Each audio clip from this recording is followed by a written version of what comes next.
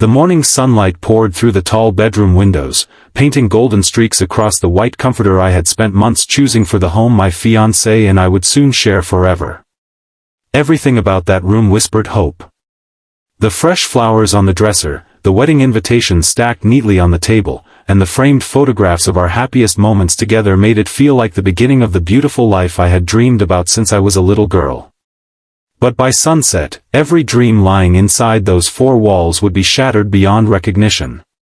Before we begin, if you believe kindness always finds its way back, even after heartbreak, please take a moment to like this video, leave a comment telling us where you're watching from, share this story with someone who needs hope, and subscribe to Lifeline Central for more emotional stories that remind us that even broken hearts can heal. My name is Maren Whitlock, and just 5 days before my wedding, I discovered that the man I trusted more than anyone had quietly erased me from my own future. It started with what seemed like an ordinary request. My fiancé, Cedric Hale, smiled as he handed me the keys to his car and gently suggested I spend a few days helping his elderly aunt prepare for a family gathering several hours away. He insisted it would mean the world to her and promised he would finish the last-minute wedding arrangements while I was gone. His voice was calm, affectionate, and reassuring. After 4 years together, I had no reason to doubt him. He kissed my forehead, wished me a safe drive, and watched me leave our home with a smile that I would later realize was hiding an unbearable secret. The drive was peaceful, filled with thoughts about centerpieces, vows, and honeymoon plans. Every mile carried excitement instead of suspicion. I imagined returning home to find everything perfectly ready for the happiest day of our lives. Instead, fate had something entirely different waiting. Only halfway through the trip, Cedric's aunt called. She sounded confused. She had no idea what I was talking about. There was no family gathering. No emergency. No invitation. She hadn't spoken to Cedric in nearly 2 months. My stomach tightened so suddenly I nearly missed the next turn on the highway. At first, I convinced myself there had been some misunderstanding. Maybe he had mixed up dates. Maybe someone else was involved. But deep inside, a quiet voice whispered something I refused to believe. I turned the car around. Every mile back home felt longer than the last. The bright afternoon sky suddenly looked cold. The songs on the radio became meaningless noise. My hands trembled on the steering wheel as questions crowded my mind faster than answers could form. When I finally pulled into our driveway, I noticed something strange before I even reached the front door. A sleek silver suitcase stood beside the porch. It wasn't mine. Neither was the expensive designer handbag resting beside it.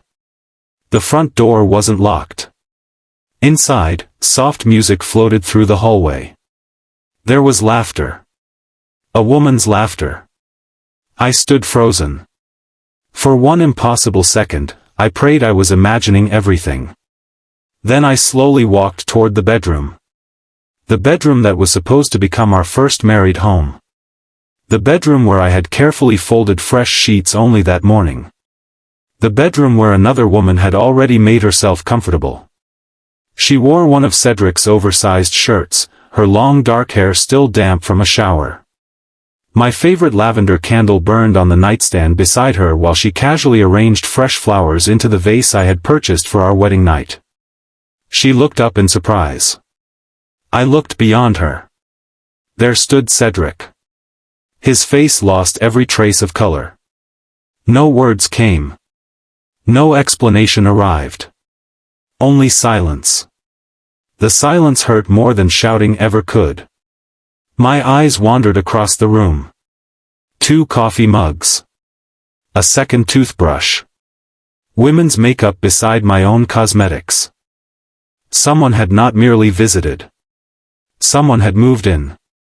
Every tiny detail stabbed deeper than the last. It wasn't just betrayal. It was replacement. Somehow, while I was still planning our wedding, another woman had already begun living the life that was supposed to be mine. My legs weakened. I couldn't breathe. The room spun around me. Months of excitement, years of loyalty, thousands of little memories crashed together all at once until they became one unbearable realization. He hadn't simply cheated. He had carefully removed me from the picture before I even realized it. Without another word, I placed my engagement ring on the dresser beside our wedding invitations.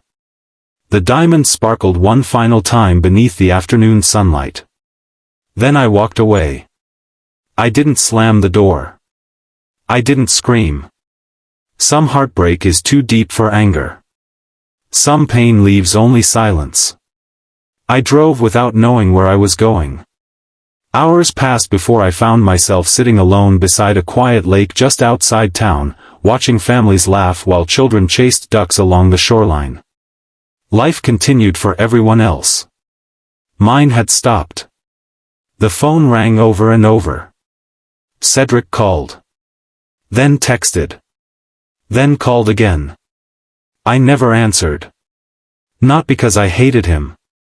Because I already knew that no explanation could rebuild the trust he had destroyed.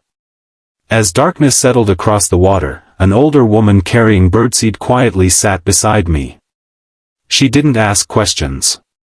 She simply shared the silence. After several minutes, she gently said something I would never forget. She told me that sometimes people don't lose us because we weren't enough. They lose us because they never understood what they had. Those simple words cracked something open inside me. For the first time that terrible day, tears finally came. Not loud. Not dramatic. Just quiet tears that carried away every future I thought I was going to have. I cried for the wedding dress hanging untouched in my closet. For the honeymoon tickets already paid for. For the children whose names we had once laughed about choosing. For the house filled with dreams that no longer belonged to me. By sunrise, I knew one thing. I couldn't return to that house. Not because another woman had slept in my bed. Because the woman who had left that house believing she was loved no longer existed. A different version of me would have to learn how to begin again.